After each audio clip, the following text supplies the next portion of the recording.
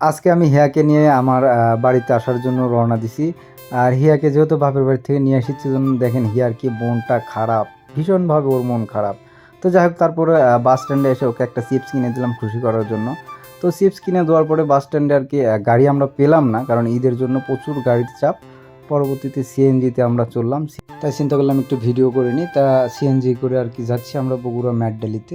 তো ম্যাটডেলি যাওয়ার পথে চিন্তা করলাম যে বড় গাড়িতে গেলে হয়তো আরও ভালো হতো, সিএনজিতে যাওয়া একটু রিস্ক হিয়ার জন্য।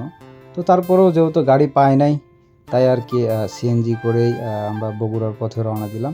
এটা ওভারব্রিজ, দেখতেই পাচ্ছেন ওভারব্রিজের উপর দিয়ে আমরা যাচ্ছি।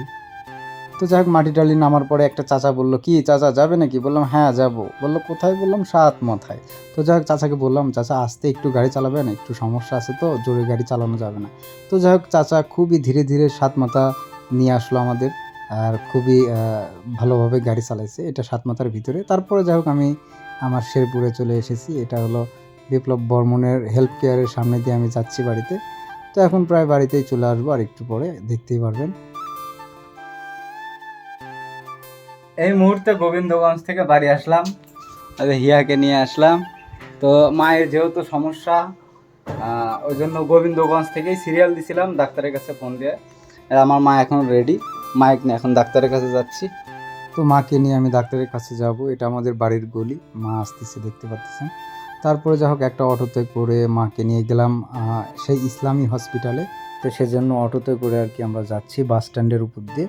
তো যে অটোকে নিয়েছিলাম সে অটোওয়ালা খুব কম চেনে শেরপুর শহর। যাই হোক তারপরও তাকে দেখে দেখে আমি নিয়ে গেছি। তারপরে যে মাকে নিয়ে গিয়ে ডাক্তার দেখালাম, রক্ত পরীক্ষা আরও কয়েকটা পরীক্ষা দিছে।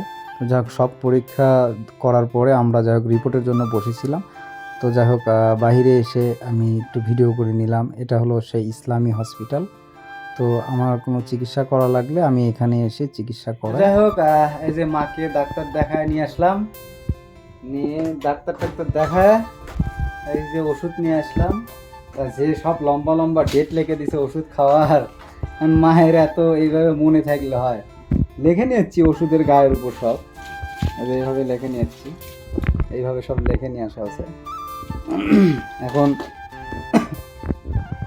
এই সমস্যা এখন যেন ঠিক হয়, সবাই আশীর্বাদ করবেন। 21 দিনের কথা কইলো না, 21 দিন পর 21 দিন পর জানাইও।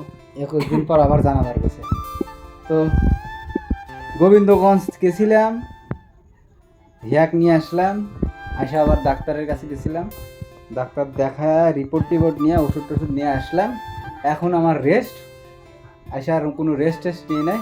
তো ভালো থাকবেন সবাই, আজকের ভিডিও এই পর্যন্তই। ভিডিওটা সবাই একটু শেয়ার করে দিবেন। টাটা।